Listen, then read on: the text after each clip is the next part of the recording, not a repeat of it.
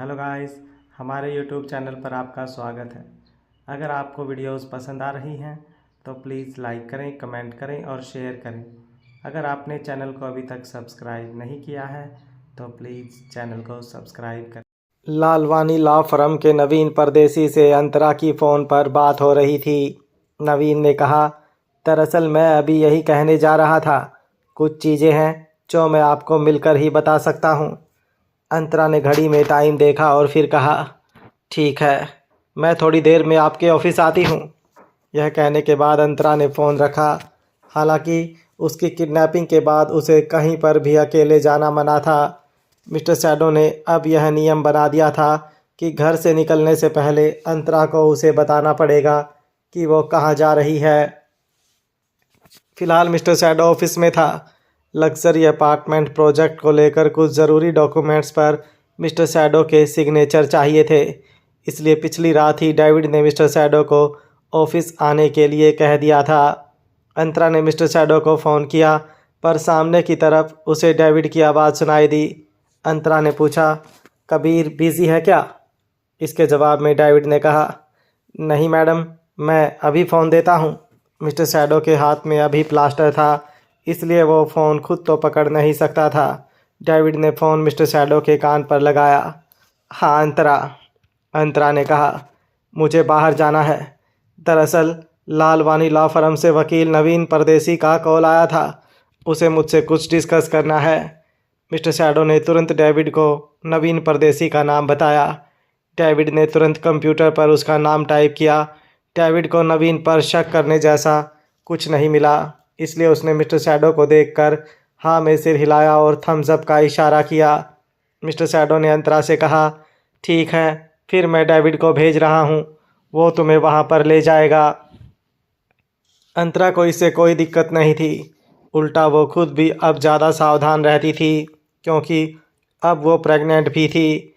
इस बार वो कोई भी रिस्क नहीं ले सकती थी। हालांकि अंतरा ने मिस्टर शैडो को सुझाव दिया, डेविड की आपको ज़्यादा ज़रूरत है। ऐसा करो, सार्थक को मेरे साथ भेज दो, मैं उसके साथ भी सेफ रहूँगी। मिस्टर शैडो उसकी बात से सहमत हुआ, पर अचानक उसे एक ख्याल आया और उसने पूछा, पर अंतरा, हमारी कंपनी के खुद के भी काफ़ी लॉयर्स हैं, तो फिर तुम्हें बाहर से हायर करने की क्या ज़रूरत है? इसके जवाब में अंतरा ने कहा, हाँ, मगर वो लोग आपकी कंपनी के कानूनी मामले, कॉपीराइट या फिर फाइनेंस के रिलेटेड केस में एक्सपर्ट हैं, और मुझे अपनी माँ के मर्डर केस के लिए वकील चाहिए जो कि लता और महेश को सज़ा दिलवा सके। मुझे नहीं लगता कि आपकी कंपनी के वकीलों ने इससे पहले ऐसे केस का सामना किया होगा। इस लालवानी लॉ फर्म का मुझे ऋषभ ने रेफरेंस दिया है। दरअसल ऋषभ का कोई केस इस लॉ फर्म ने लड़ा था और जीता भी था, इसलिए वो बता रहा था कि यह बहुत अच्छा फर्म है। ऋषभ का नाम सुनने के बाद मिस्टर शैडो ने कुछ कहा नहीं। अंतरा को पता था कि मिस्टर शैडो को ऋषभ का नाम सुनकर अच्छा नहीं लगा होगा, इसलिए उसने तुरंत सफाई दी, ऋषभ अभी भी हॉस्पिटल में है।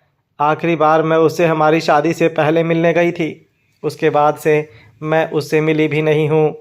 हालांकि मिस्टर शैडो को अभी भी ऋषभ पर पूरा भरोसा नहीं था। उसने अंतरा से कहा, मुझे पता है कि ऋषभ तुम्हें कोई नुकसान नहीं पहुंचाएगा, पर फिर भी ध्यान रखना और कोई ज़रूरत पड़े तो मुझे कॉल कर देना।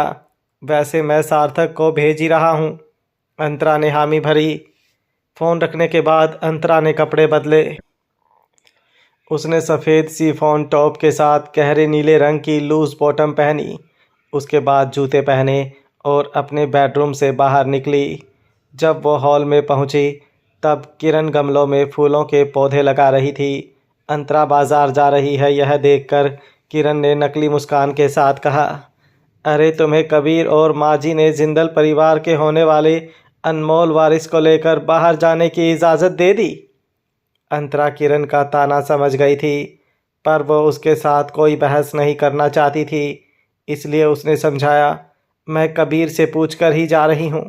यह सुनकर किरण ने कहा, ओह, मैं भी कहाँ तुम्हारे मामले में दखल दे रही हूँ।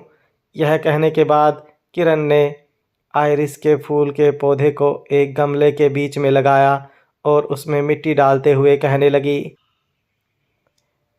पूरा परिवार बिजी है, यहाँ तक कि तुम प्रेग्नेंट होने के बावजूद बिजी हो। इस घर में अकेली मैं ही ऐसी हूँ जिसके पास करने के लिए कुछ नहीं है। मैं अपाहिज की तरह दिन रात सिर्फ खाना खाती हूँ और सोती हूँ। किरण जब भी बोलती तो उसके शब्द तीर की तरह चुप थे। फिर भी अंतरा मुस्कुराती रही और कुछ नहीं बोली। उसने टॉपिक बदलते हुए कहा, आंटी लगता है आप गार्डनिंग अच्छा कर लेती हैं। इसके जवाब में किरण ने कहा, हाँ, अब यही एक काम है जो मैं कर सकती हूँ। अगर तुम चाहो तो इसे भी मैं तुम्हें दे दूँगी। अंतरा ने तुरंत कहा, नहीं नहीं आंटी, वैसे भी मैं अभी बाहर जा रही हूँ। जब मैं वापस आऊँगी तो मैं गमलों को उनकी जगह पर रख दूँगी। किरण ने ताना कसा, छोड़ो, तुम रात तक वापस नहीं आई तो मैं थोड़ी तुम्हारा इंतज़ार करूँगी। अगर तुम्हें यह काम नहीं करना तो साफ साफ कह दो ना। मेरी चापलूसी करने का दिखावा क्यों कर रही हो? वैसे भी इस परिवार में मेरी इतनी हैसियत नहीं है, इसलिए मेरी चापलूसी करना बेकार है। किरण ने यह बोला ही था कि तब तक बाहर से कार के हॉर्न की आवाज़ आई।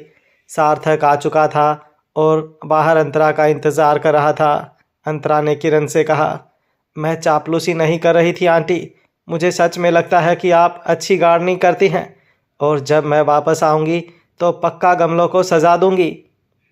किरण ने उसे कोई जवाब ना देते हुए अधीरता से अपना हाथ हिलाकर अंतरा को जल्दी जाने के लिए कहा। अंतरा जब घर के बाहर निकली तो सार्थक पहले ही उसके लिए कार का दरवाज़ा खोलकर खड़ा था। जब सार्थक यहाँ आने के लिए निकला था तब डेविड ने उसे खास चेतावनी दी थी कि उसे मैडम का ठीक से ख्याल रखना है, चाहे कुछ भी हो जाए। मैडम और उनके पेट में पल रहा बच्चा सुरक्षित रहना चाहिए। यह सुनकर सार्थक को पसीना आने लगा था। यह काम तो बिल्कुल आसान था, सिर्फ मैडम को घर से पिक करना था और लॉ फर्म में काम खत्म होने के बाद वापस घर छोड़ना था। लेकिन अब वह लंदन वाली जैनी नहीं रही। अंतरा खुद बहुत सावधान थी।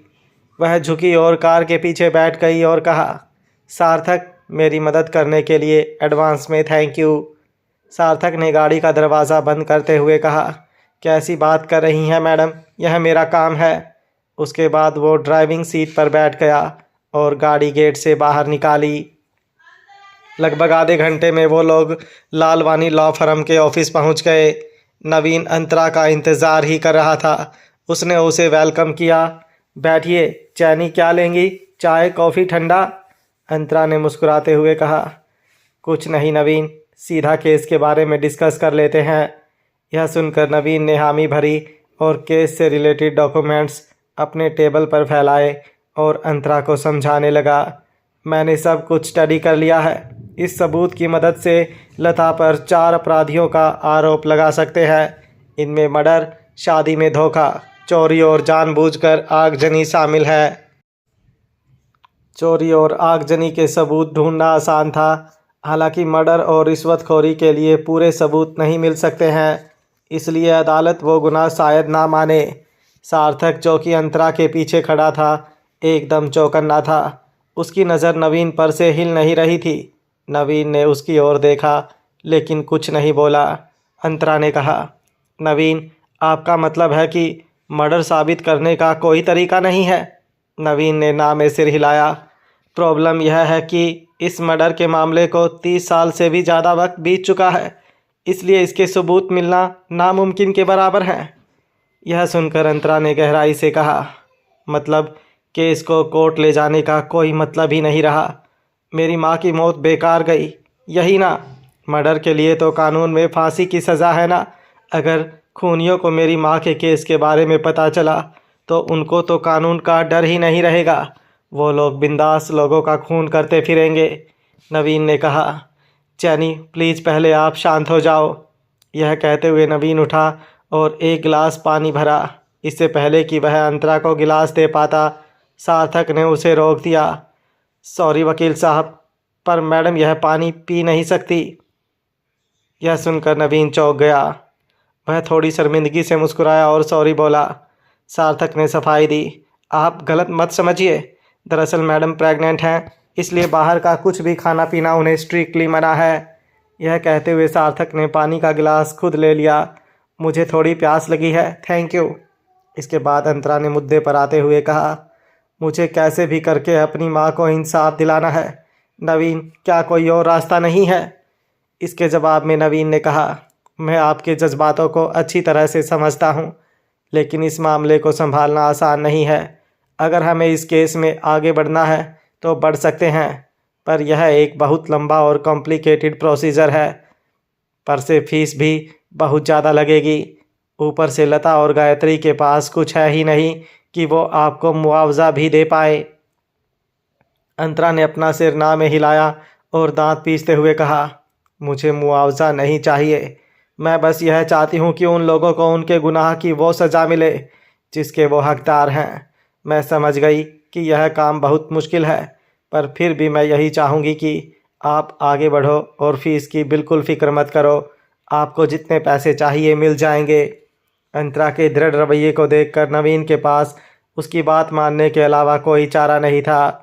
उसने एक आह भरी और कहा, ठीक है, अगर आप चाहती हैं तो हम आगे बढ़ेंगे और लता और गायत्री को मैं सज़ा दिलवाने की पूरी कोशिश करूँगा। लॉ फर्म से बाहर आने तक अंतरा को ऐसा लगा कि उसके शरीर से किसी ने ताकत खींच ली हो। इस केस में कोई सबूत नहीं था, जिस वजह से केस टिक पाएगा या नहीं यह भी पक्का नहीं था। अंतरा सोचने लगी कि उसे सबूत कहाँ से मिल सकता है। कुछ देर बाद उसे एक ख्याल आया और उसने सार्थक से कहा, तुम्हें पता है ना कि महेश किस मेंटल हॉस्पिटल में है? सार्थक हिचकिचाया। हाँ, लेकिन अंतरा ने कह दिया, मुझे वहाँ ले चलो, मैं उससे मिलना चाहती हूँ। सार्थक ने कहा, मैडम, मेंटल हॉस्पिटल बहुत ख़तरनाक जगह होती है। आप सार्थक अपनी बात पूरी करे उससे पहले अंतरा ने कह दिया, तुम फिक्र मत करो, मुझे कुछ नहीं होगा। इससे पहले कि सार्थक उसे मना पाता, अंतरा गाड़ी में बैठ गई और उसे चलने के लिए कहा। पूरे रास्ते सार्थक काँप रहा था। वह डेविड को फ़ोन कर रहा था, लेकिन डेविड ने उसका फ़ोन ही नहीं उठाया। उसने टाइम देखा तो उसे याद आया कि अभी बॉस की एक मीटिंग थी, इसलिए डेविड उसमें बिज़ी होगा। अब सार्थक के पास अंतरा को मेंटल हॉस्पिटल ले जाने के अलावा और कोई चारा नहीं था। लगभग पौने घंटे में वो लोग पहुंच गए। मेंटल हॉस्पिटल में सन्नाटा पसरा था। अंदर जाकर वो लोग इंचार्ज से मिले। अंतरा ने उसे बताया कि उसे महेश से मिलना है। इंचार्ज ने कहा, महेश दीक्षित मिल तो सकते हैं, लेकिन उसका दिमाग अभी ठीक नहीं है और उसकी भावनाएं बहुत स्थिर हैं। पर आपको दरवाजे से दूर रहकर उसके साथ बात करनी पड़ेगी।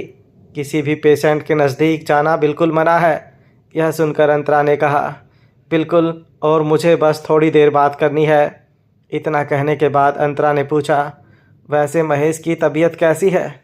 इंचार्ज ने कहा, वो ठीक है, ऐसा तो नहीं कहूँगा। जब वह आया तो डॉक्टर ने उसका फुल बॉडी चेकअप किया था। उसे कोरोनरी डिसीज़ है। यह बहुत गंभीर बीमारी है।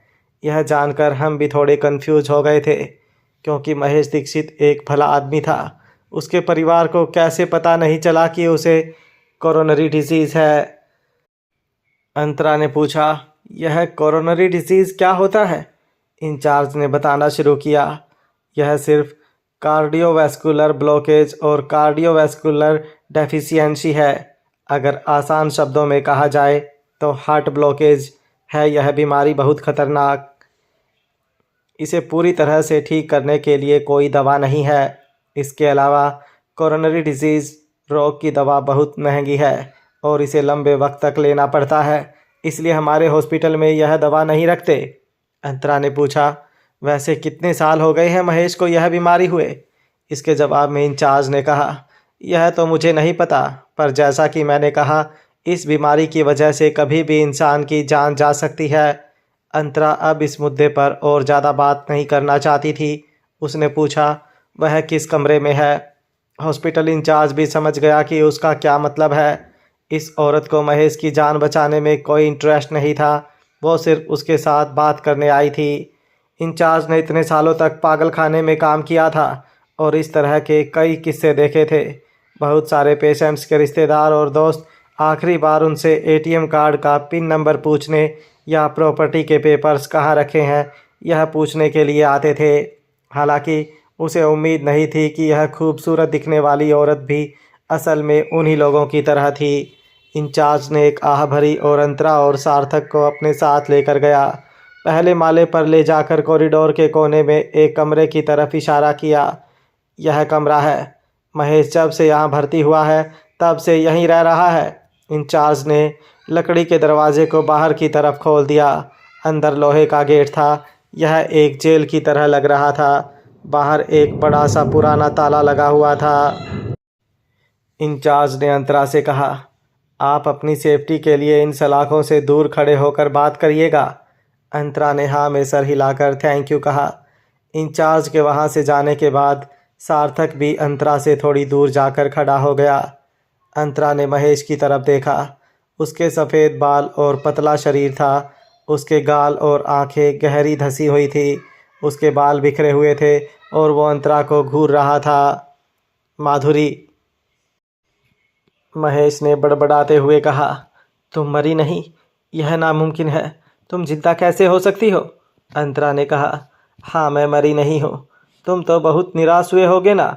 यह सुनते ही महेश बोल पड़ा, नहीं नहीं ऐसी बात नहीं है।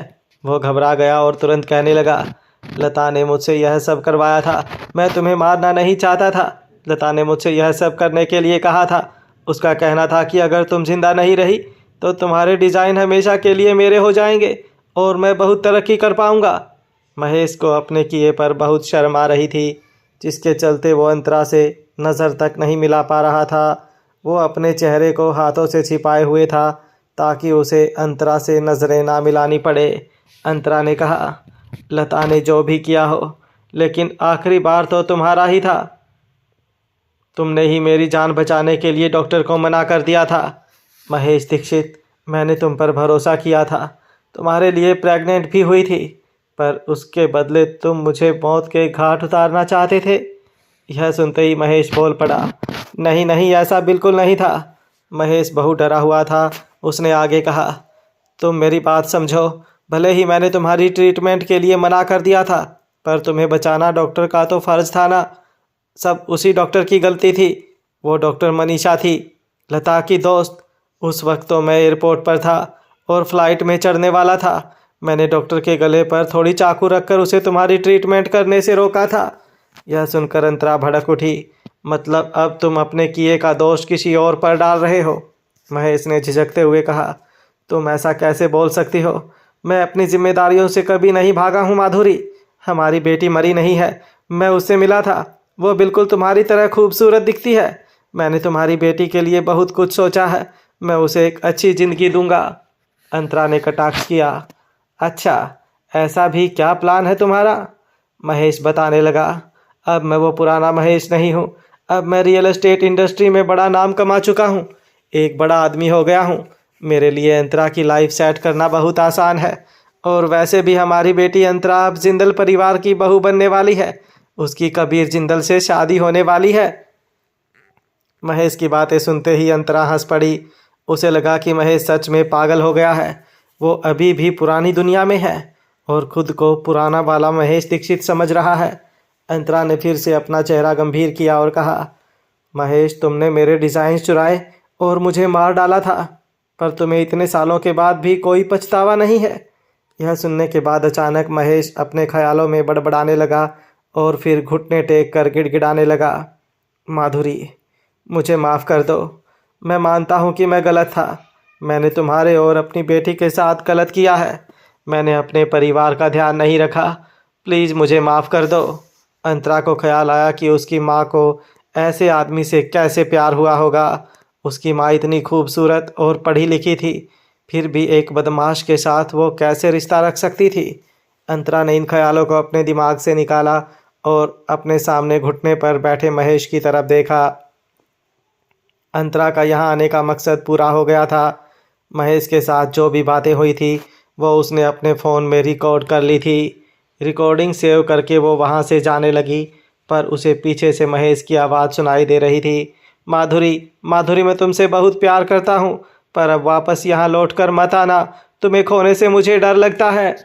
यह सुनकर अंतरा को बहुत गुस्सा आया कि पागल होने के बाद भी यह इंसान झूठ बोलना नहीं भूला।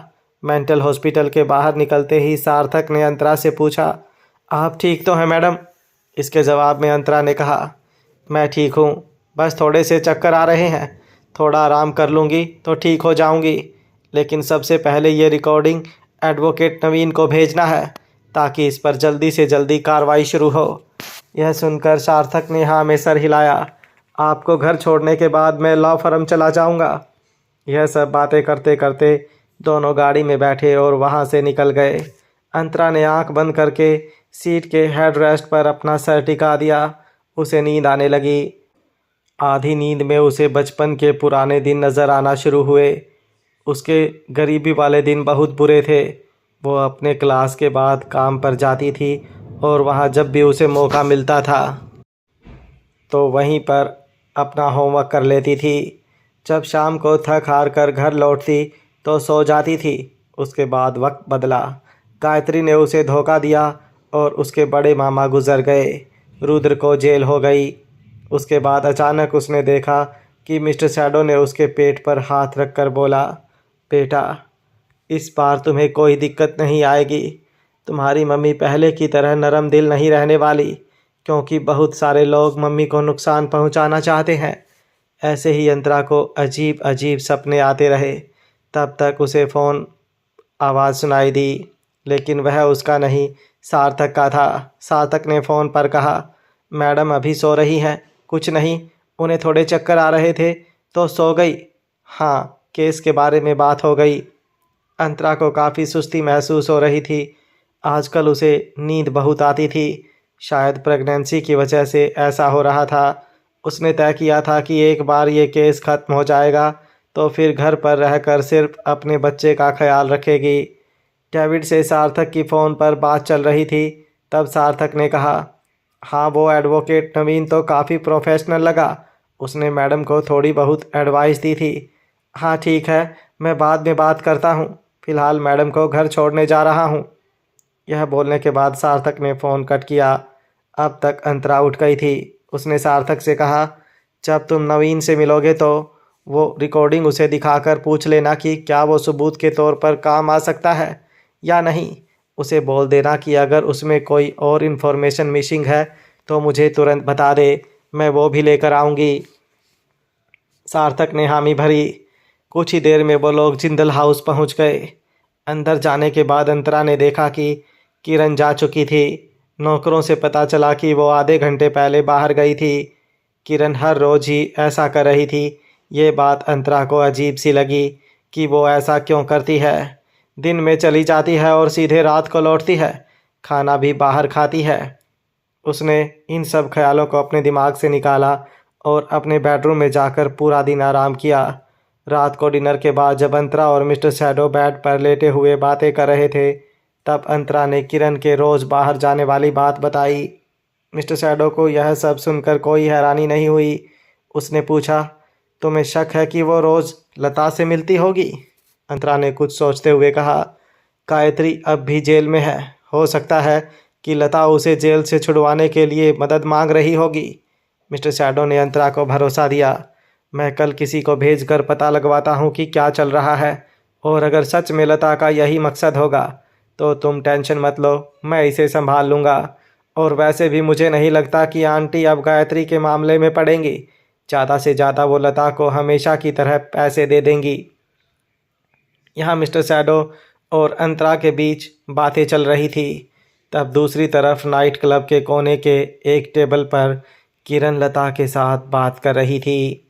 उसने गुस्से से कहा, लता, मुझे समझ नहीं आता कि तुम हमेशा मुझे यहाँ मिलने क्यों बुलाती हो। बाहर कॉफ़ी शॉप की कमी है क्या? और खाने पीने का जो भी बिल होगा वो तो मैं ही देने वाली हूँ। फिर तुम्हें बाहर मिलने में प्रॉब्लम क्या है? लता ने किरण को वाइन का गिलास सर्व किया और चापलूसी करते हुए कहा, सॉरी किरण जी, मेरी वजह से आपको यहाँ आने की तकलीफ़ उठानी पड़ रही है, पर यहाँ मिलने के अलावा और कोई चारा नहीं है। अगर कबीर और अंतरा को पता चल गया कि हम दोनों के बीच अभी भी दोस्ती है तो हम दोनों के लिए अच्छा नहीं होगा। लता की इस बात ने सीधे किरण के अहंकार पर चोट की। किरण भड़क उठी और बोली, हाँ तो अगर उन लोगों को पता चल गया तो क्या कर लेंगे? कबीर का छोड़ो, अंतरा की मेरे सामने क्या औकात? उसे वो बुढ़िया पसंद करती है, इसका यह मतलब थोड़ी है कि वो मेरे साथ कुछ भी कर ले।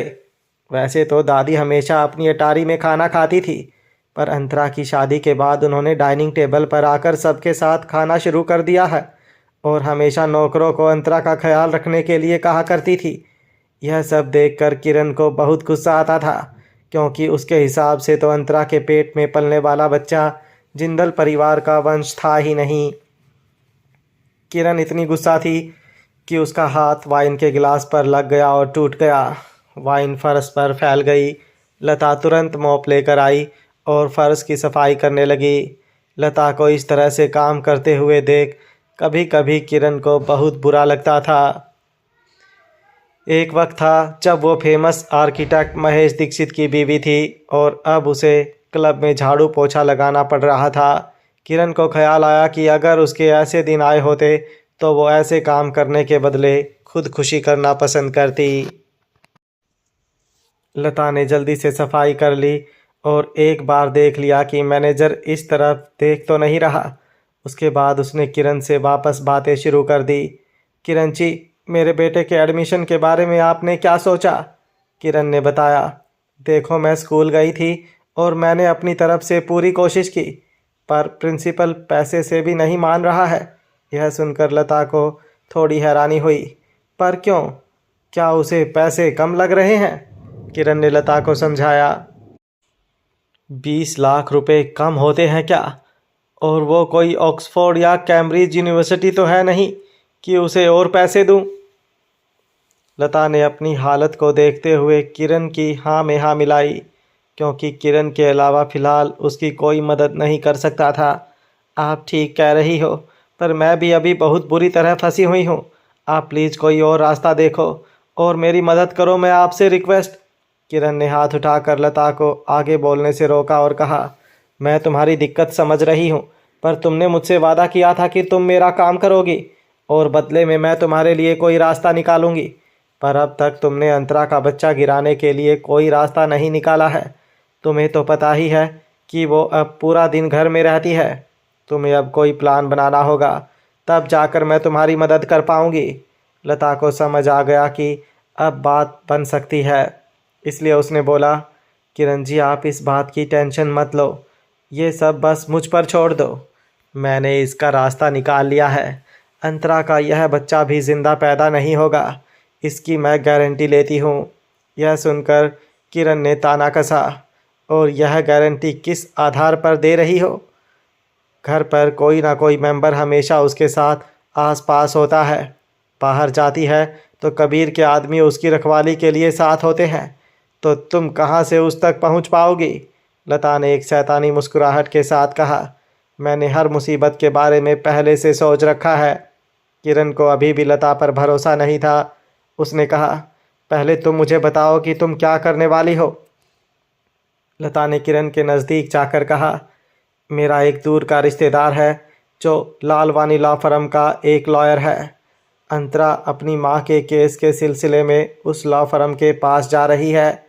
मैंने अपने उस रिश्तेदार को बोला है कि जब अंतरा वहाँ आए तो वो ऑफिस में कस्तूरी जलाए। ज़्यादा वक्त कस्तूरी का धुआं शरीर के अंदर जाने से अंतरा का बच्चा पेट में ही मर जाएगा। उसके बाद अगर कबीर ने कोर्ट में केस भी किया तो कुछ नहीं हो पाएगा, क्योंकि कानून में कहीं पर भी नहीं लिखा कि कस्तूरी नहीं जला सकते। यह सब सुनकर किरण चौंक गई। उसने कहा, पर ऐसा करने से तुम्हारा रिश्तेदार फंस गया तो? लता ने कॉन्फिडेंस से कहा, अरे किसी को उसकी भनक भी नहीं पड़ेगी। अगर बच्चा पेट में मरा तो उसमें किसी की क्या गलती? किरण को अब भी लता पर भरोसा नहीं था। उसने कहा, लेकिन तुम्हारा वो रिश्तेदार तुम्हारा यह काम करने के लिए तैयार क्यों हुआ? लता ने मुस्कुराते हुए कहा, आपने वो कहावत तो सुनी होगी, दुश्मन का दुश्मन दोस्त होता है। अब जाकर किरण को समझ आया, इसका मतलब कि वो भी अंतरा से नफरत करता है। लता ने सर हिलाकर इनकार किया और मुस्कुराते हुए समझाया, वो अंतरा से नहीं बल्कि कबीर से नफरत करता है, क्योंकि कबीर फ़िलहाल एक लग्जरी अपार्टमेंट बनाने वाला है और इस प्रोजेक्ट के लिए कुछ वक्त पहले कबीर ने एक बहुत बड़ी ज़मीन का सौदा किया था और उस ज़मीन पर उसका भी घर था। उसके घर वाले वो घर बेचकर पैसे लेकर भाग गए। किरण को ये बात अब भी कुछ समझ नहीं आई और उसने कहा, तो उसे कबीर से क्यों नफ़रत है? उसे तो अपने परिवार से प्रॉब्लम होनी चाहिए ना। लता ने किरण के कान में धीरे से कहा। किरण जी, आप कबीर की सौतेली माँ हैं, उसके बारे में इतना क्यों सोच रही हैं? इसके जवाब में किरण कहने लगी, मैं उसके बारे में नहीं सोच रही हूँ। उसने तो मेरे बेटे के हक की प्रॉपर्टी छीन ली, तो मैं उसकी तरफदारी क्यों करूँगी? मुझे भी उससे नफ़रत है। और मैं तुम्हारे इस रिश्तेदार की बात लॉजिकली सोच रही हूँ। वो तो लॉयर है ना, तो अपने परिवार पर केस क्यों नहीं करता? लता ने उसकी इस बचकानी बात पर हंसते हुए कहा, हर किसी की सोच, उनके रहने का माहौल अलग होता है किरण जी। सबकी ज़िंदगी में पहले से ही बहुत सारी मुसीबतें होती हैं, तो कोई और मुसीबत क्यों बढ़ाए? कबीर की वजह से उसे उसके ही परिवार वालों ने धोखा दिया, इसलिए वो कबीर से भी नफ़रत करता है। उसकी नफ़रत का कारण यह भी है कि कबीर ने उसके परिवार को तोड़ दिया। किरण को बात समझ तो आ गई, पर फिर भी वो उलझन में थी। हालांकि उसने और कुछ पूछा नहीं। लता ने किरण का हाथ थपथपाया और कहा, अब आप यह सब टेंशन छोड़ो और घर में बस अंतरा को नोटिस करते रहना।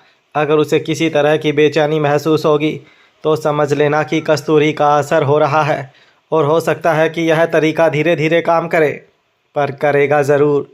एक बार काम हो जाने के बाद उन लोगों को ये पता भी लग गया कि इन सब के पीछे मैं थी, तब भी कानूनी तौर पर वो मेरा कुछ नहीं बिगाड़ पाएंगे। नाइट क्लब के मैनेजर की लता पर नज़र पड़ चुकी थी। उसने देखा कि वो बहुत देर से बैठकर किसी से बात कर रही थी। वो दौड़ता हुआ आया और लता को धक्का दिया। यहाँ टाइम पास करने आती है, कामचोर कहीं की। महीने के आखिर में सैलरी लेने आ, तब तुझे बताता हूँ। अचानक मैनेजर के आ जाने से लता घबरा गई थी, इसलिए वो सीधा नीचे ज़मीन पर गिर गई। ऊपर से मैनेजर की धमकी सुनकर उसके चेहरे का रंग उड़ गया। वो कहने लगी, मुझे माफ़ कर दो सर, दरअसल यह गेस्ट मेरी पहचान वाली हैं, इसलिए मुझे यहाँ थोड़ा टाइम लग गया। मैं बस अभी काम शुरू करती हूँ। यह सुनकर मैनेजर हंस पड़ा। तुम भूल गई हो कि अब तुम महेश दीक्षित की बीवी नहीं रही। तुम्हें अब कोई नहीं पहचानता, समझी? अब जल्दी से टेबल नंबर 10 पर जाओ। वहाँ कस्टमर ने शराब पीकर उल्टी कर दी है, जल्दी से जाकर सफाई करो। लता ने हामी भरी और तिरछी निगाह से किरण की तरफ देखा, पर किरण ने उसे नज़रअंदाज कर दिया। वो सोचने लगी कि क्या लता का भरोसा किया जा सकता है? क्या ये वकील वाली कहानी सच है? क्या वो उसका काम कर पाएगी? उसे कुछ समझ नहीं आ रहा था। अब वो पहले की तरह बेवकूफ़ नहीं बन सकती थी। कम से कम लता पर तुरंत तो भरोसा नहीं किया जा सकता था।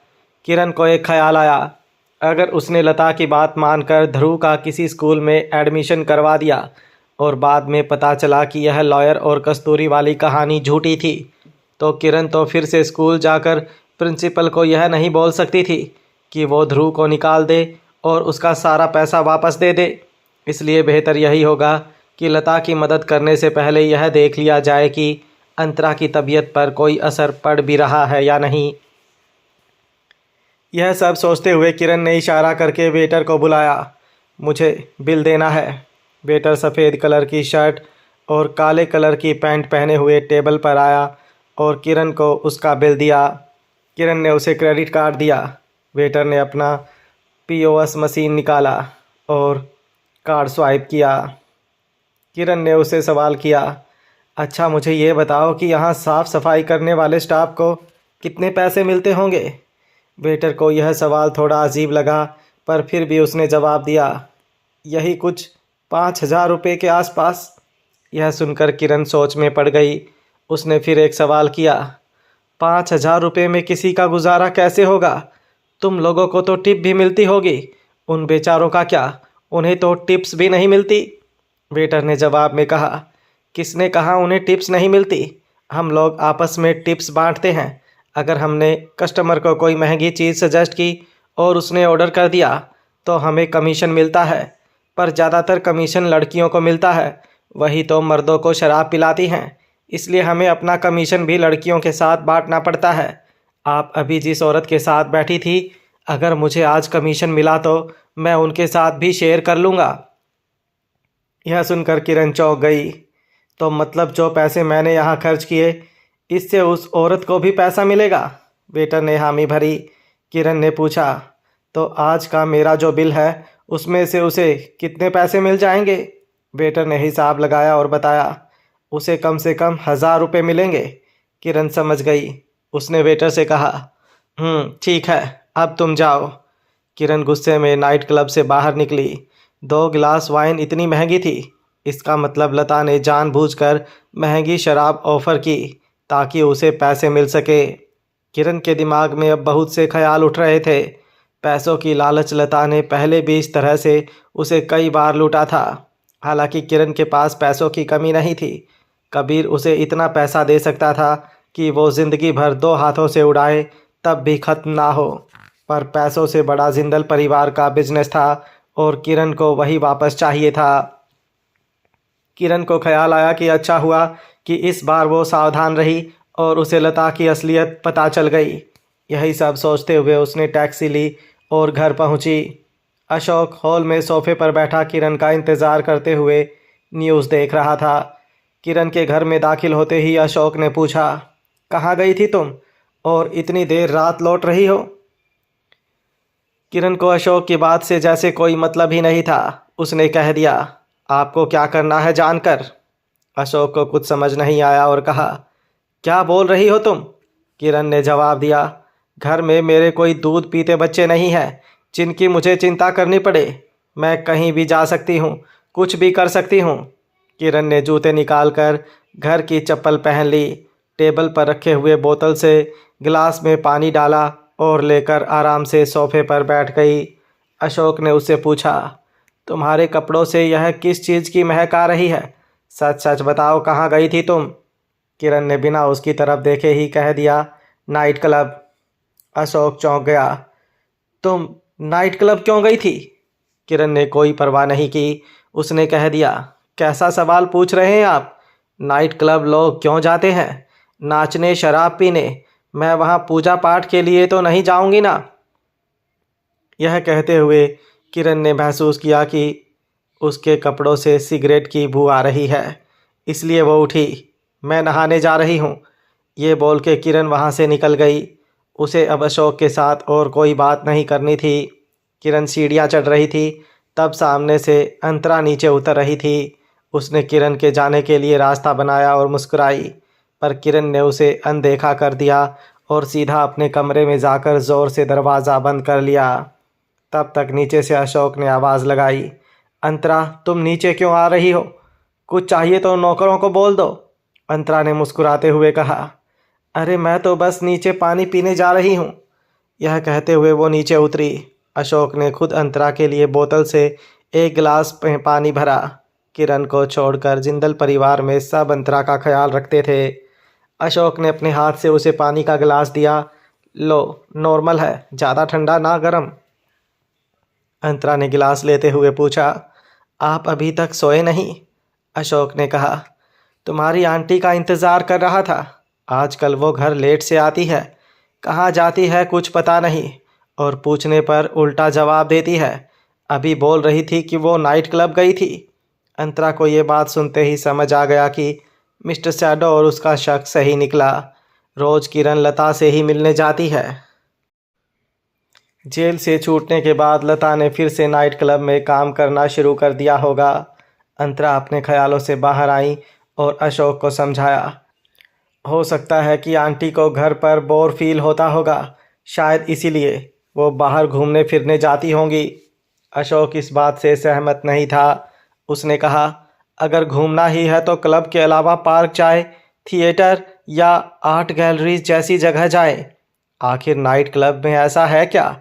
अशोक के चेहरे पर परेशानी नज़र आ रही थी। उसने एक गहरी सांस ली और कहा, खैर छोड़ो, इस बात का कोई मतलब नहीं है। वो हमेशा से ऐसी ही है, वो बस अपनी मनमानी करेगी। अंतरा को लगता था कि अपने से बड़ों के बारे में बुराई करना अच्छी बात नहीं है। अशोक ने कहा, ठीक है बेटा, अब तुम जाकर सो जाओ, बहुत देर हो गई है। अंतरा ने हामी भरी और कहा, आप भी आराम करिए। यह कहने के बाद अंतरा पानी की बोतल लेकर सीढ़ियों से ऊपर गई। जब वो किरण के कमरे के पास से गुजर रही थी, तब अंदर से कांच टूटने की आवाज़ सुनाई दी। ऐसा लग रहा था कि किरण ने गुस्से में कुछ तोड़ दिया था। अंतरा को डर था कि आवाज़ से कहीं मिस्टर शैडो जाग ना जाए। एक तो हाथ में प्लास्टर की वजह से मिस्टर शैडो के लिए सोना थोड़ा अनकंफर्टेबल हो गया था। ऊपर से अगर ऐसी आवाज़ होगी तो ज़रूर उनकी नींद खराब होगी। और वही हुआ जिसका अंतरा को डर था। जैसे ही अंतरा ने बेडरूम का दरवाज़ा खोला तो देखा कि बेड के साइड का टेबल लैंप ऑन था और मिस्टर शैडो उठकर बैठा हुआ था। अंतरा कमरे में आई। मिस्टर शैडो ने पूछा, क्या हुआ, तुम्हें प्यास लगी थी? अंतरा ने हामी भरी। मिस्टर शैडो ने मुस्कुराते हुए कहा, प्यास लगी थी या फिर आंटी वापस आई इसलिए तुम नीचे गई थी? मिस्टर शैडो ने उसकी चोरी पकड़ ली थी। अंतरा अपने बेड के पास वापस गई। वहाँ पड़े टेबल पर पानी की बोतल रख दी और कहा, हाँ मैं इसीलिए गई थी। दरअसल आंटी का मेरी तरफ रवैया बदल गया है, इसलिए मैं जानना चाहती थी कि कहीं इसके पीछे लता का हाथ तो नहीं। मुझे लग रहा है लता को लेकर उनके दिमाग में कुछ चल रहा है। मिस्टर शैडो मुस्कुराया। मुझे पता था कि पानी तो सिर्फ बहाना था। अंतरा ने पूछा, पर आप क्यों जाग गए? मेरी वजह से उठ गए क्या? मिस्टर शैडो ने जवाब दिया, नहीं नहीं, मैंने आंटी और पापा के रूम से कुछ गिरने की आवाज़ सुनी, इस वजह से मेरी नींद खुल गई। अंतरा मिस्टर शैडो के पास बैठ गई और उसने प्यार से समझाया, देखो बाहर ठंड है, सो जाओ, नहीं तो ठंड लग जाएगी। मिस्टर शैडो ने हाँ में सर हिलाया। अंतरा को एहसास हुआ कि आजकल मिस्टर शैडो उसकी हर बात मानने लगा था और दादी के सामने तो मिस्टर शैडो एकदम जोरू के गुलाम की तरह पेश आता था और दादी को इस बात की खुशी भी थी। अंतरा यह सब सोच रही थी तब मिस्टर शैडो ने उसे पूछा, तो फिर तुम्हें कुछ पता चला? अंतरा अपने ख्यालों से बाहर आई और कहा, मैं 100% श्योर तो नहीं हूँ, पर आंटी आज नाइट क्लब गई थी और हो ना हो यह वही नाइट क्लब होगा जहाँ पर लता काम करती है। मिस्टर शैडो ने कुछ सोचते हुए कहा, पर मुझे समझ नहीं आ रहा कि अगर लता तुम्हारे साथ कुछ करना चाहती भी है तो वो करेगी कैसे? अंतरा ने अपने पेट की तरफ देखा और कहा, अब तो मैं ज़्यादातर घर में ही रहती हूँ। यहाँ देखभाल के लिए दादी हैं और नौकर चाकर भी हैं। आंटी इतनी भी लापरवाह नहीं है कि वो घर के अंदर मुझे कुछ करे। तो फिर एक ही रास्ता बचता है, जब मैं घर से बाहर निकलूँगी तब यह लोग मुझे कुछ कर सकते हैं। मिस्टर शैडो इस बात से सहमत था। हालांकि उसने कहा, पर फिलहाल तो तुम सिर्फ तब बाहर जाती हो जब तुम्हें अपने केस के लिए लॉयर से मिलने जाना होता है, और तब तुम्हारे साथ सार्थक होता ही है। फिर उन्हें ऐसा क्यों लग रहा है कि वो तुम्हारे साथ कुछ कर पाएंगे? अंतरा को भी कुछ समझ में नहीं आ रहा था। वैसे भी एडवोकेट नवीन के पास जाने से पहले अंतरा ने सार्थक को बोलकर उसके बारे में जानकारी हासिल कर ली थी और उस लॉ फर्म का नाम उसे ऋषभ ने बताया था, इसलिए वहाँ शक करने वाली कोई बात नहीं थी। थोड़ी देर सोचने के बाद मिस्टर शैडो ने पूछा, जब तुम लालवानी लॉ फर्म जाकर आई थी तब तुम्हें कुछ हुआ नहीं था ना? मेरा मतलब बेचैनी या कुछ भी? अंतरा ने ना में सर हिलाया और बताया कि सब कुछ नॉर्मल ही था। मिस्टर शैडो ने बोला, देखते हैं लता का क्या प्लान है। खैर अभी कंपनी की एनुअल मीटिंग होने वाली है और उसमें आकर्ष छाबरा और गरिमा आने वाले हैं। तुम उन दोनों का सामना करने के लिए तैयार हो? अंतरा ने कहा भरी। फिर एक बार किस्मत उसे अतीत के लोगों के साथ मिलवाने जा रही थी। अतीत के सब लोग एक के बाद एक वापस उसकी ज़िंदगी में आने लगे थे। अंतरा ने मिस्टर शैडो को जवाब दिया, जब वो लोग मिलेंगे तब देखूंगी। मिस्टर शैडो ने कहा, लेकिन तुम्हें तो पता है कि तन्वी लाउड स्पीकर है, इसलिए गरिमा और आकर्ष दोनों को ही तुम्हारे बारे में पता चल चुका होगा। अंतरा ने अपना सर ना में हिलाया। तन्वी ने मुझसे वादा किया था कि वो किसी को कुछ नहीं बताएगी, अपने पेरेंट्स को भी नहीं, मिस्टर शैडो ने बताया। लेकिन हमारी शादी की बात पूरी दुनिया को पता है। गरिमा और आकर्ष को हमारे अतीत के बारे में सब पता है। तुम्हें लगता है कि उनमें से किसी को कुछ बताने की ज़रूरत है? अंतरा ने अपनी पलकें झपकाते हुए पूछा, मतलब उन लोगों को पता चल चुका है? मिस्टर शैडो मुस्कुराते हुए बोला, अब यह सब बातें छोड़ो और सो जाओ। प्रेग्नेंट औरतों को ज़्यादा जागना नहीं चाहिए, सो जाओ। अंतरा ने मुस्कुराते हुए हाँ में सर हिलाया। वो टेबल लैंप बंद करने गई। तब अचानक खिड़की का कांच टूटा। अंतरा और मिस्टर शैडो दोनों चौंक गए। तब अंतरा की नज़र एक अंडे के आकार जितने पत्थर पर आ पड़ी, जिसके साथ एक चिट्ठी लगी हुई थी। अंतरा ने पत्थर से वो कागज़ निकाला और खोल कर पढ़ा। उसमें लिखा था, वकील से सावधान रहना। यह पढ़कर अंतरा चौंक गई। दूसरी तरफ लता ध्रुव को लगातार फ़ोन किए जा रही थी, पर ध्रुव उसका फ़ोन उठा ही नहीं रहा था। कुछ देर तक यह सिलसिला चलता रहा और आखिरकार ध्रुव का फ़ोन बंद हो गया। लता को समझ नहीं आ रहा था कि ध्रुव का फ़ोन बंद हुआ था या ध्रुव ने जानबूझकर फ़ोन बंद कर दिया था। लता को समझ नहीं आ रहा था कि वो रात के 3 बजे ध्रुव को कहाँ ढूंढने जाए। वो यह सोच रही थी, तब अचानक से दरवाजे के बाहर कोई ज़ोर की आवाज़ सुनाई दी, जैसे कि कोई भारी चीज़ गिरी हो। कौन है बाहर? लता ने आवाज़ लगाई। कौन है बाहर? लता बिस्तर से उतरकर दरवाजे के पास गई। तब तक बाहर से आवाज़ आई, जल्दी दरवाज़ा खोलो प्लीज़। आवाज़ से लता को समझ आ गया कि वो ध्रुव की आवाज़ थी, पर उसकी आवाज़ इतनी कमज़ोर क्यों लग रही थी। लता ने तुरंत दरवाज़ा खोला और देखा तो ध्रुव खून में लथपथ पड़ा था। ध्रुव बहुत बुरी हालत में पड़ा हुआ था। उसका चेहरा खून से सना था। उसका चेहरा देखकर कोई पहचान भी नहीं पाता कि वो ध्रुव है। लता भी सिर्फ ध्रुव की आवाज़ की वजह से उसे पहचान पाई थी। लता तुरंत ध्रुव को उठाने के लिए नीचे झुकी। यह क्या हो गया बेटा? यह किसने किया? इतना खून कैसे बह रहा है? तुमने फिर से कोई लड़ाई की? लता बहुत घबरा गई थी। ध्रुव की हालत बहुत ख़राब थी। ना ही वह कुछ बोल पा रहा था, ना अपनी जगह से हिल पा रहा था। वो कुछ कहने की कोशिश कर रहा था, पर बोल नहीं पा रहा था। आखिर उसने कुछ बड़बड़ाया, मैंने पैसे कमाए। लता उसे उठाकर वहाँ से कमरे में ले गई और खून लगे हुए कपड़ों को उतारने और उसे बदलने की कोशिश करने लगी। ध्रुव में तो ताकत ही नहीं बची थी, फिर भी वो लता को अपने कपड़े नहीं उतारने दे रहा था। ध्रुव ने खुद वो कपड़े उतारने की कोशिश की और बोलने लगा, तुम औरत हो, मैं तुम्हारे सामने अपने कपड़े नहीं उतार सकता।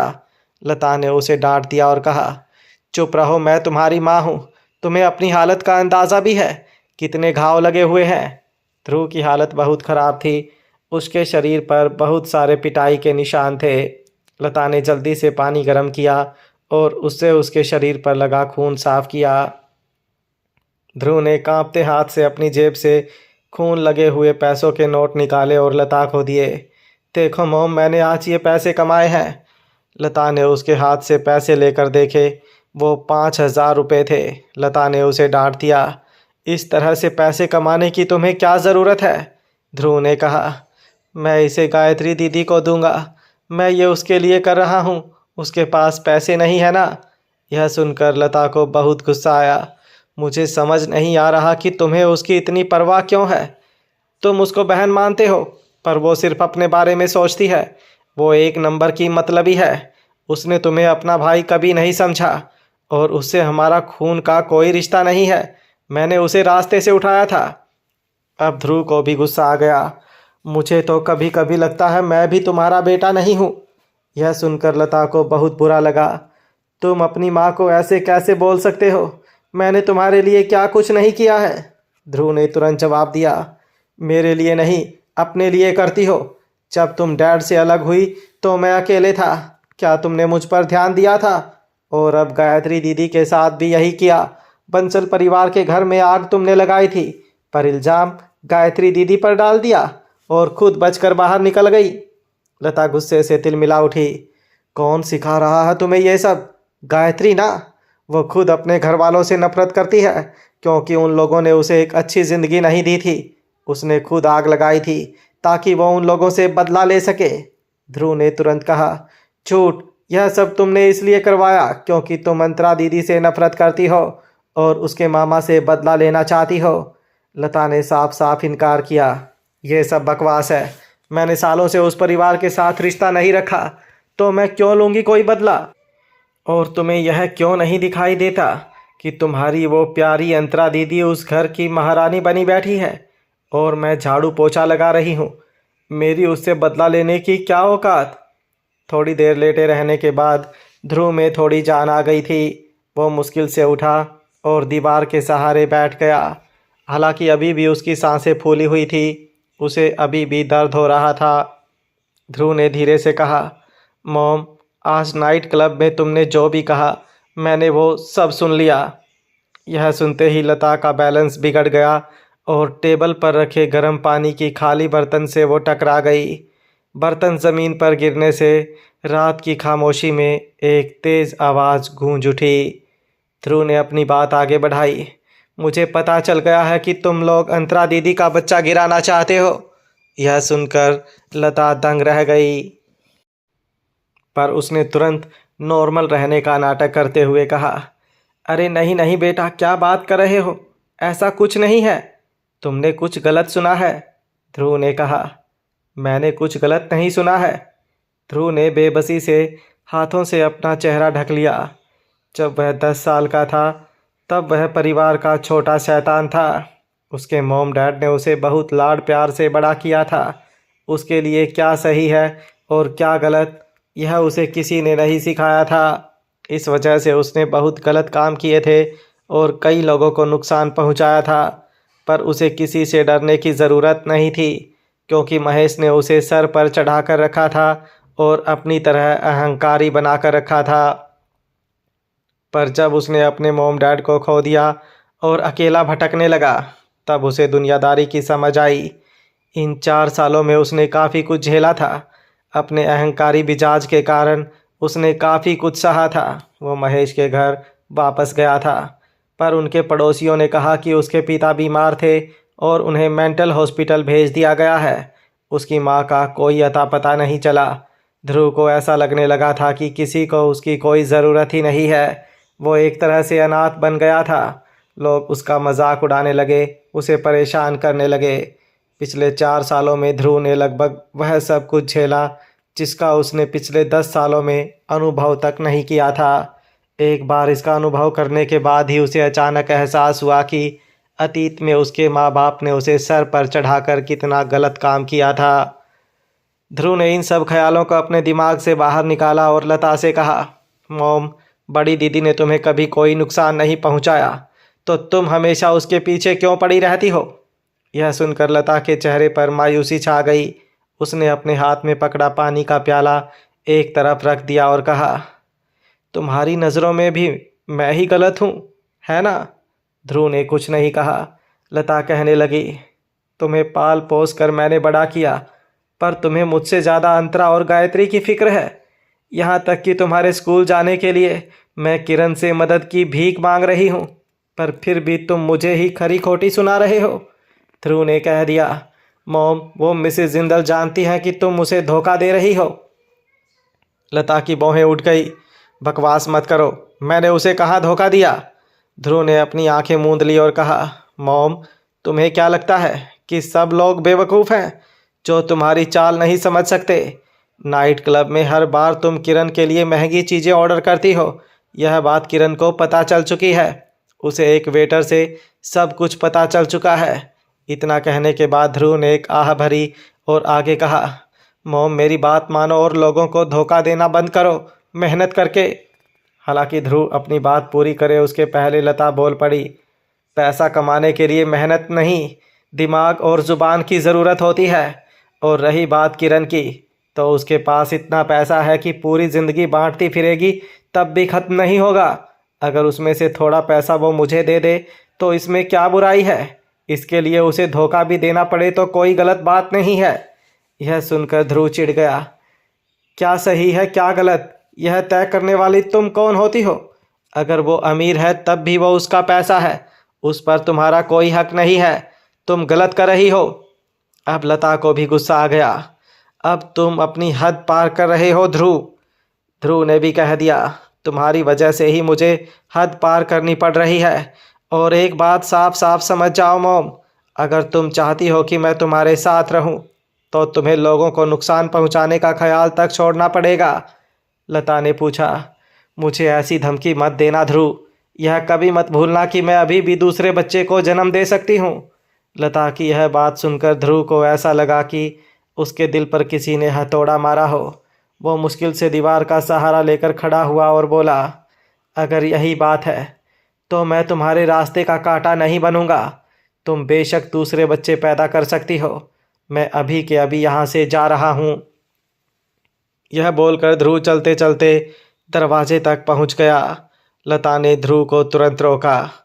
इस वक्त कहाँ जाओगे तुम? ध्रुव ने ताना कसा। तुम्हें फ़र्क पड़ता है कि मैं कहाँ जाऊँगा? लता ध्रुव को समझाने लगी। मैं तुम्हारी माँ हूँ, तुम्हें मेरी बात मानकर स्कूल जाना चाहिए। जब तुम पढ़ लिख कर कुछ बन जाओगे तब मेरी भी इज्जत और ताकत दोनों बढ़ेगी, और तब वो अंतरा मुझे अपने पैरों तले रोन नहीं पाएगी। ध्रुव ने एक कड़वी मुस्कुराहट के साथ कहा।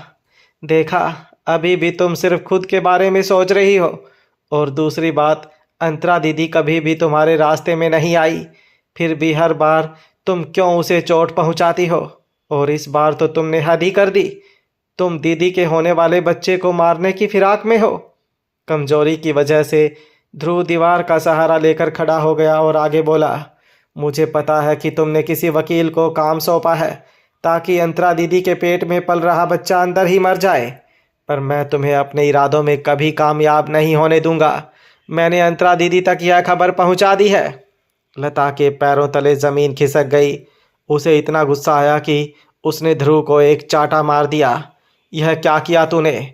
और वो तेरी दीदी नहीं है, वो एक बुरी औरत है। अगर वो नहीं होती तो आज भी हम पाली हिल के उस बंगलों में रह रहे होते। तुम उस घर के छोटे मालिक होते। उसी की वजह से तुम और मैं बर्बाद हुए हैं, और तुम उसकी ही मदद कर रहे हो। मुझे तो यकीन नहीं आ रहा कि मैंने तेरे जैसे नकारा बेटे को जन्म कैसे दिया। ध्रुव ने एक कड़वी मुस्कुराहट के साथ कहा। ठीक कहा तुमने, तुम तो बहुत स्मार्ट हो। तुम्हारा दिमाग साजिशों से भरा हुआ है, पर मुझे विरासत में तुम्हारे जैसा दिमाग नहीं मिला। इस हिसाब से तो मैं नकारा ही हूँ। कहीं ऐसा तो नहीं कि मैं भी तुम्हारा सगा बेटा नहीं हूँ? लता ने भी कह दिया। अब तो मैं भी यही मानूंगी कि तुम मेरे बेटे नहीं हो। बड़ी मुश्किल से वो वकील मिला था, पर तूने मेरी सारी मेहनत पर पानी फेर दिया। मैं तुझे कभी माफ़ नहीं करूंगी। यह सुनकर ध्रुव ने हाँ में सर हिलाया। मतलब मुझे इस बात के लिए भी तैयार रहना पड़ेगा कि आगे चलकर तुम मुझसे भी बदला ले सकती हो। ठीक है मॉम, हम दोनों की सोच अलग है, इसलिए मैं अब तुम्हारे साथ नहीं रहूँगा। तुम्हें मेरी फ़िक्र करने की ज़रूरत नहीं है। अब तक अपना ख्याल मैं खुद ही रखता आया था, तो आगे भी रख लूँगा। और अब तुम्हें मेरे स्कूल एडमिशन के लिए भी किसी से मदद मांगने की ज़रूरत नहीं है। तुम बस अब जल्दी से एक अमीर आदमी ढूंढो, उसके साथ शादी करो और दूसरा बेटा पैदा कर लो।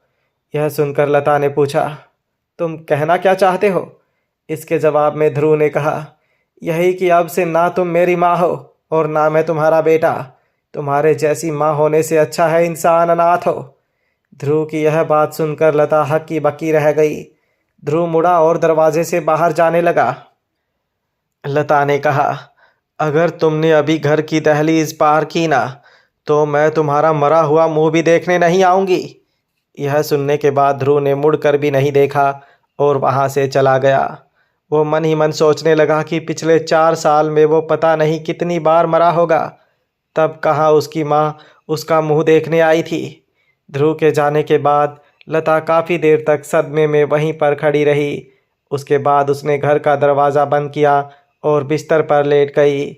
उसने बहुत कोशिश की, पर पूरी रात उसे नींद ही नहीं आई। अगले दिन सुबह उसने सबसे पहला काम किरण को कॉल करने का किया, पर लता का नाम देखकर किरण कॉल ही नहीं उठा रही थी। लता ने कई बार कॉल किए, पर किरण ने एक भी कॉल नहीं उठाया। पर लता ने भी हार नहीं मानी। उसने जिंदल हाउस के लैंडलाइन पर कॉल किया।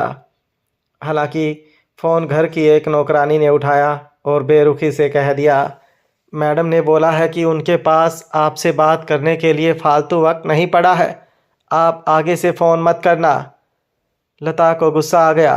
अब एक काम वाली भी उसके साथ बदतमीज़ी से बात कर रही थी। उसने फ़ोन काटकर बिस्तर पर पटक दिया। अब वो न गायत्री के भरोसे बैठ सकती थी और ना ही ध्रुव के। उसे एहसास हो गया था कि अब अगर कुछ बड़ा करना है तो उसे खुद के दम पर करना होगा। दूसरी तरफ अंतरा काफ़ी दिनों बाद आर्य कॉरपोरेशन के ऑफिस आई थी। जिस लग्जरी अपार्टमेंट्स के प्रोजेक्ट पर काम करने की शुरुआत अंतरा ने आज से 4 साल पहले की थी, आखिरकार उसका कंस्ट्रक्शन शुरू होने वाला था, जिस वजह से रियल एस्टेट इंडस्ट्री में यह बात काफ़ी चर्चा में थी। काफ़ी सारी मैगजीन्स और न्यूज़पेपर्स इसके बारे में आर्टिकल्स लिख रहे थे और ना सिर्फ मीडिया बल्कि मिडिल क्लास लोगों का भी इस प्रोजेक्ट ने ध्यान खींचा था। कितने दिनों तक दादी को मनाने के बाद ना चाहते हुए दादी ने अंतरा को ऑफिस आने की इजाज़त दी थी। हालांकि अंतरा को हफ्ते में सिर्फ 3 दिन ऑफिस जाने की परमिशन मिली थी, वो भी सिर्फ डेविड उसे लेने और छोड़ने जाएगा तब। शादी के बाद भी वो निशांत के साथ एक ही कैबिन में बैठती थी। अंतरा के कैबिन में आते ही निशांत ने कहा, लेडी बॉस, आपने जेनी वाला सही गेम खेला था। अंतरा सफाई देने लगी। सॉरी निशांत, पर क्या है कि अंतरा अपनी बात पूरी करे उसके पहले निशांत बोल पड़ा, अरे मैडम मैं समझ रहा हूँ, पर क्या है कि अचानक से अनाउंसमेंट हुई तो हम सबको झटका लगा।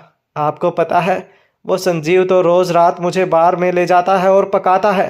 अंतरा हंस पड़ी। क्या कहता है वो? निशांत ने कहा, यही कि जब हम सबको पता चला कि बॉस को जेनी से प्यार हो गया है तो हम थोड़े बेचैन हो गए थे, पर जब हमें पता चला कि जेनी ही हमारी लेडी बॉस है तब जाकर हमें चैन मिला। संजीव तो इतना खुश है कि क्या बताऊं। यह सुनकर अंतरा मुस्कुराई। निशांत ने आगे कहा, खैर आज दोपहर 3 बजे कंस्ट्रक्शन सर्कल नाम की मैगजीन के एडिटर इन चीफ आपका इंटरव्यू लेने आ रहे हैं, आप तैयार रहना। अंतरा ने हाँ में सर हिलाया। आज रास्ते में डेविड ने उसे इस बारे में बताया था। लग्जरी अपार्टमेंट का कॉन्सेप्ट काफ़ी एडवांस था, इस वजह से पूरी इंडस्ट्री इसके बारे में बात कर रही थी और कंस्ट्रक्शन सर्कल तो रियल एस्टेट की दुनिया में सबसे पॉपुलर मैगजीन थी।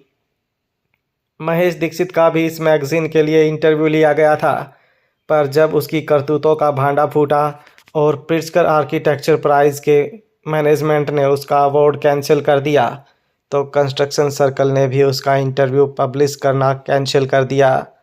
दोपहर तक काम करने के बाद अंतरा इंटरव्यू के लिए कपड़े बदलने और तैयार होने चली गई। उसने वाइन रेड कलर की ड्रेस पहनी और उसी कलर के हाई हील्स पहने। उसके बाद उसने हल्का मेकअप भी किया। तैयार होने के बाद जब वो मीटिंग रूम में पहुंची तो वहां 5-6 लोग पहले से मौजूद थे। निशांत एक पतली और फैशनेबल औरत से बात कर रहा था। बाकी के लोग मैगजीन के स्टाफ वाले ही लग रहे थे। कोई लाइट लगा रहा था तो कोई दूसरे इक्विपमेंट तैयार कर रहा था। अंतरा ने अंदर आते ही कहा, सॉरी मैं थोड़ी लेट हो गई। निशांत ने अपना हाथ हिलाया और कहा, बिल्कुल नहीं, अभी इंटरव्यू शुरू करने में 10 मिनट बाकी हैं। खैर जेनी है कंस्ट्रक्शन सर्कल मैगजीन की चीफ एडिटर उर्वशी अग्रवाल हैं और यह हमारी कंपनी के डिज़ाइन डिपार्टमेंट की हेड जेनी है। उर्वशी को देखकर अंतरा थोड़ी हैरान थी क्योंकि उसने सोचा नहीं था कि इतनी पॉपुलर मैगजीन की चीफ एडिटर एक 25 साल की जवान औरत होगी। वैसे भी अंतरा को पता चलना बाकी था कि उर्वशी चीज़ क्या है।